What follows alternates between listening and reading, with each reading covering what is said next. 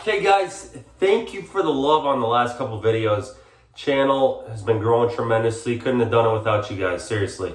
Like I said in that last video, the channel hadn't grown in like 2.5 years because I really hadn't put time into it. Now I'm putting time into it. I'm having a freaking blast designing these thumbnails, by the way. These thumbnails are just like going to the creative part of my brain, and I'm making like the funniest thumbnails I can think of. And I love doing it. Like, that's probably my favorite part of the video design. But I appreciate it. You guys are subscribing, you guys are upvoting, you guys are commenting. All that's helping out with the algorithm, helping grow the channel. I think the highest I've ever gotten on the channel was 83,000 subscribers, and we could be headed in that direction very soon. So I appreciate it big time. Like, seriously, couldn't do it without you guys. But today's video is the point of the video. I'm going to reveal my supplement stack. So obviously been off anabolic steroids and testosterone for 17 months now, a little over that. So I'm much smaller, 225 pounds instead of 250, 255 pounds. And I don't think supplements are the end all be all, truthfully. Like, I think you could get by just fine without most supplements, but I also think they don't hurt. So I'm going to kind of dive into what I take and for what reasons. So first off, we're going to start out here with probably the number one supplement that everybody should be on. This is one I'd recommend for everybody. So I'm not saying you need supplements, but if you're going to take them, and this is one of the ones I would take. Vitamin D3, I take 10,000 IUs. You could make the argument that 5,000 IUs is enough because you always worry about, the vitamin D3 causing calcification in the body. That can be a concern as far as kidney stones and as far as calcium buildup in the arteries. It can somewhat contribute to that at a higher dose, but I don't think it's something to worry. I don't think it's anything to worry about if you're taking vitamin K, which I'll get into. But I take 10,000 a day. This bottle was like, it's Carlisle brand, and I've gotten this tested. Like, I've gotten blood work on this. My vitamin D levels were like bonkers. I think it was 83 vitamin D level, and then I also got up to like 103 at one point. Not to say you want it to be that high, but I believe vitamin D3 does have benefits as far as fighting illnesses, preventing illnesses, that sort of thing. And then it also regulates almost all the hormones in the body. So it's just a hormone regulator in general. And you can get 400 pills. Like, I have no affiliation with this brand, but 400 capsules at 10,000 off Amazon for like 15 bucks. That's a pretty good deal.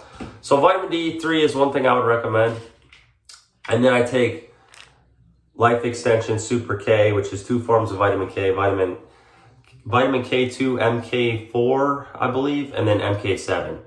So there's two types of vitamin K2 basically, MK4 and MK7. This includes both of them. Has 100 micrograms of MK7 and 1,000 micrograms of MK4.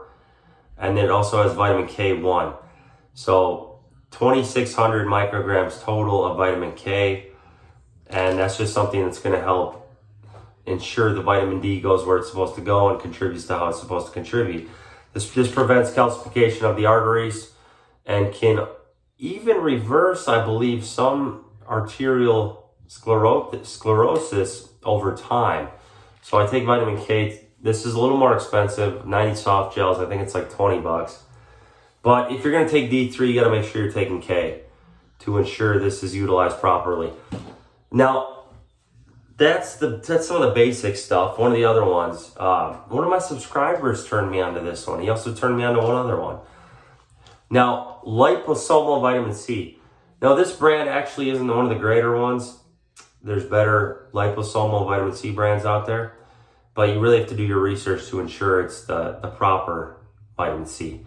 Because not all vitamin C is created equal, guys. Liposomal vitamin C is basically vitamin C that's in a fat-soluble layer, so it's transported into the cells easier and you're not just peeing it out.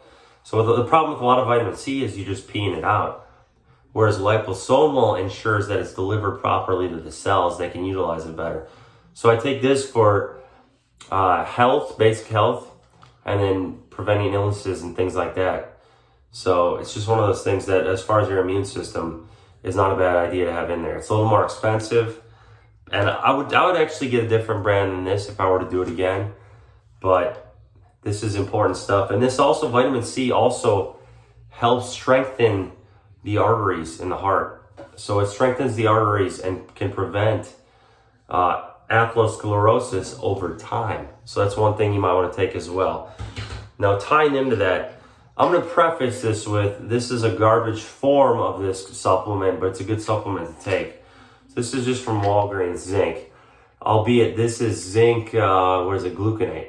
Zinc gluconate is not as bioavailable or processed by the body as well as zinc glycinate or even zinc bisglycinate. So I know this is somewhat confusing, but zinc glycinate and zinc bisglycinate are going to be the most bioavailable forms, whereas zinc gluconate not as much. There's also zinc piconate.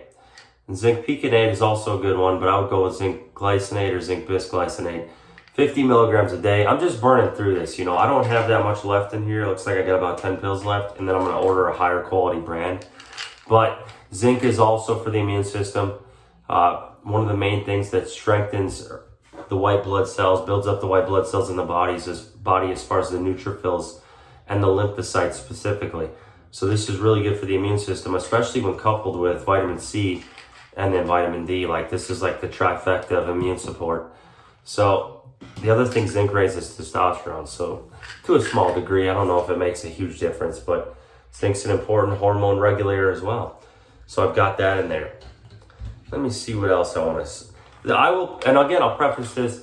Also, not the best form of magnesium, but I take magnesium 500 milligrams a day. This is magnesium oxide, which magnesium oxide, whether this is even doing anything, I don't know. I'm using up this bottle because I got it quite a while ago, and I'm almost to the end of it.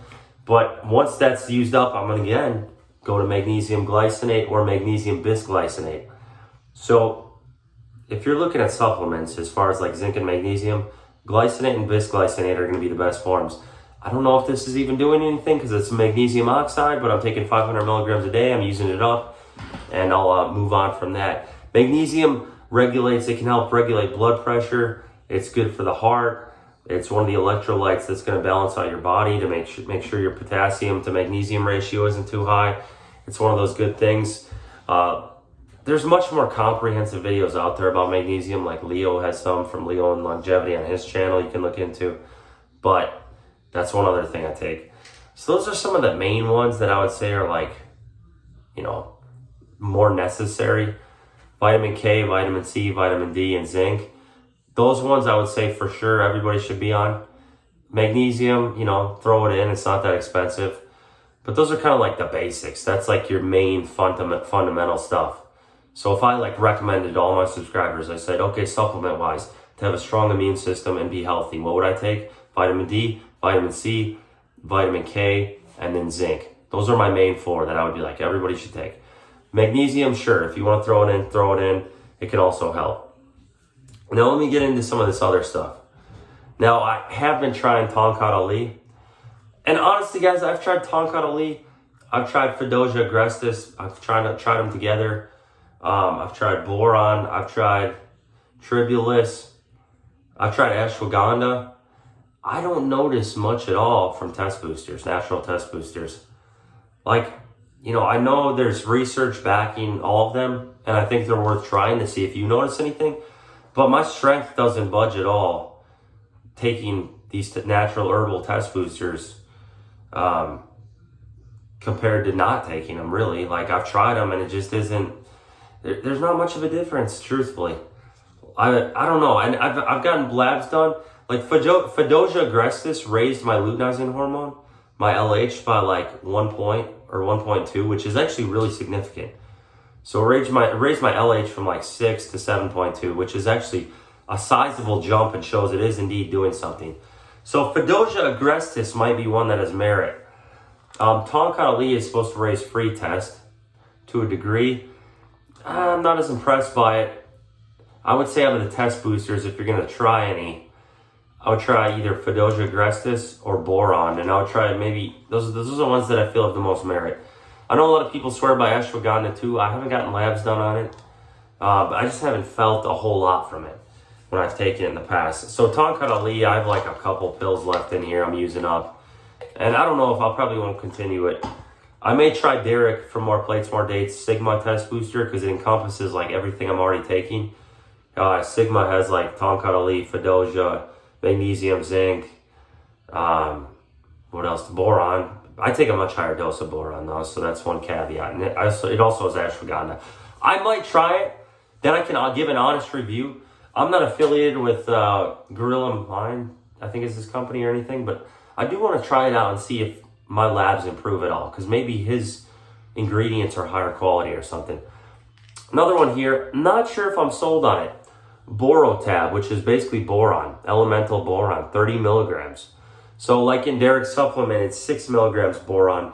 And typically you're going to see boron in like 3 to 6 milligrams, even up to 10. You're not going to see 30.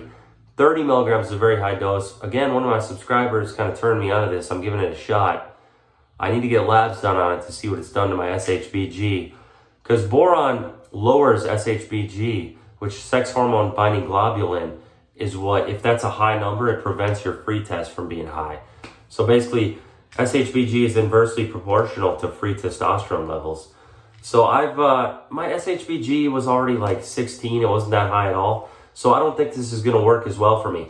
But if you have a high SHBG, if that was something you look into, this would definitely be worth taking.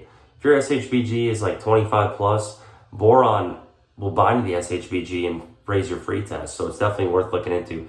This is Borotab though. It's the one that's 30 milligrams, very high dose. A little more expensive, but I would say it's worth trying if you have a high SHBG, if you have a low free test, possibly. My free test still sucks. It's like 10.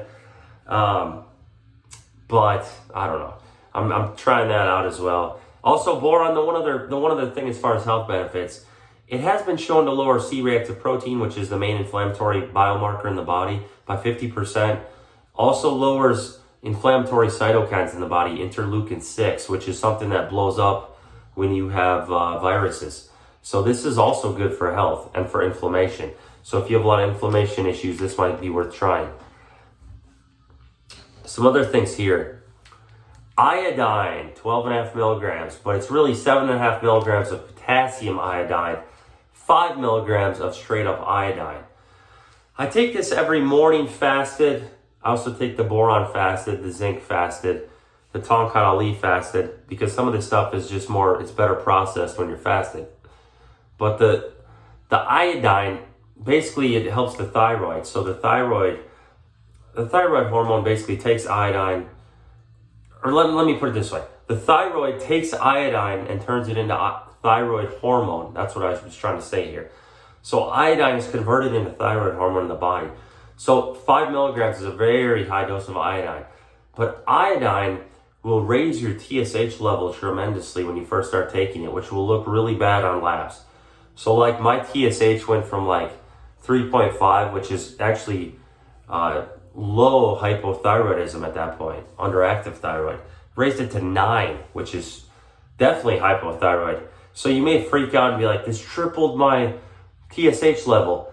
But I've spoken with thyroid specialists, and it's because the body's seeing all this iodine and it's signaling that it doesn't need as much, but this is turning into thyroid hormone. So I can't explain it. Like it's over my head as far as the explanation. You'd have to talk to a thyroid specialist about why iodine raises TSH initially. He said it would drop off again after about a year once the body was more regulated. Since I've been taking this, I'm way leaner and my metabolism is through the roof. Like my metabolism is insane. So I do think iodine has merit. It also flushes out toxic halogens. So that's something a thyroid specialist turned me on to many years ago. I never started taking it. And then I was talking to a subscriber, Nick, and he also brought that up as being a good idea. Melatonin, 10 milligrams a night with L-theanine. I don't know if the L-theanine's doing anything. L-theanine's known as being like a calming thing, but melatonin, 10 milligrams, if I take this, I get very tired within about 20 minutes. It helps me sleep. Also melatonin, most potent antioxidant in the body. So taking more melatonin, probably not a bad idea. It's pretty cheap stuff. Now, getting down to the last couple things here.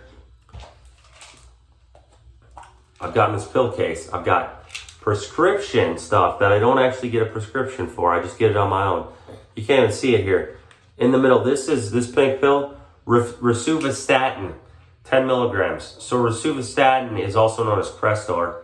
I take that 10 milligram pill on Monday and Friday nights to bring down my LDL and my triglycerides. I have genetics where I'm prone to high cholesterol and high blood pressure no matter how I eat. And even though I'm off anabolics and all that, so I bring my LDL down with a 10 milligram rosuvastatin pill every Monday and every Friday. It also brings down triglycerides, but that's of less importance. And then right here, all these white pills you're seeing, that's telmisartan, which is an ARB, a blood pressure medication, angiotensin receptor blocker.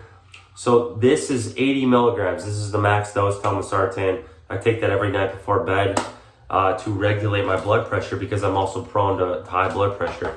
And it's been shown that blood pressure medication is better utilized when taken before bed. So I take that as well. So 2 prescriptions.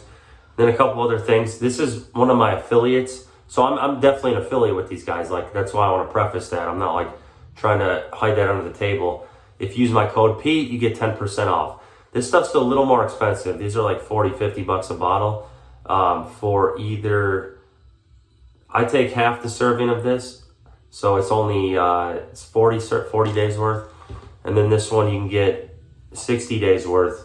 But kidney support, this stuff works. You know, this is my affiliate, but it also works. I've literally gotten labs done, it works. It's got alpha-lipoic acid, which is known to improve kidney function, and it's also an antioxidant. And also, alpha-lipoic acid helps support the liver. It'll bring down liver enzymes. Pine bark extract, chitosan, ginkgo biloba, I don't even know what that is, estrogen, which is a form of astragalus. Astragalus 100% improves kidney function. In fact, astragalus is the most potent kidney support supplement out there that you can find. So astragalus, if you're looking to improve your kidney function, is the best supplement. But it's in this, as well as astragaloside, which is also a form of astragalus, and then BioPerine. So I have taken this. It also always lowers my creatinine. Not saying you guys have to, just the options out there. That's one thing I take. And then iron regulates glucose and cholesterol levels to a degree. It's got chromium. Chromium is very good for blood sugar. Berberine, also very good for blood sugar.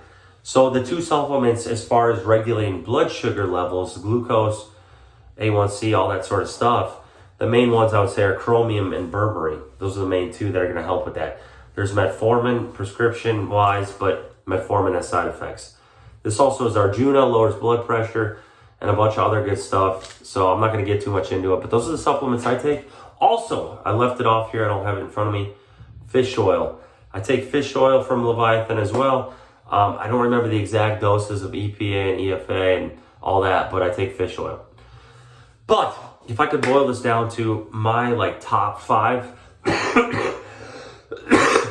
sorry, I'm coming over a cold here. My top 5 supplements that I would recommend to everybody: liposomal vitamin C, vitamin D3, zinc, vitamin K2, and then for number 5, I'd probably say fish oil to regulate triglycerides and help with cholesterol levels as well. That's my top 5. If I had to throw in a 6th, I'd actually throw in iodine. I'm huge on iodine. And then prescription-wise, a good ARB like telmisartan for blood pressure, especially if you're on cycle, you got to take care of that. And then check your LDL levels, guys. Check your LDL and triglycerides. Rosuvastatin is a good one. That's what I take. I have no sides from it. That's my full supplement stack. If you guys like the video, give it an upvote, subscribe, comment for the sake of the algorithm. I'm going to try to get back to you guys all. I appreciate the support.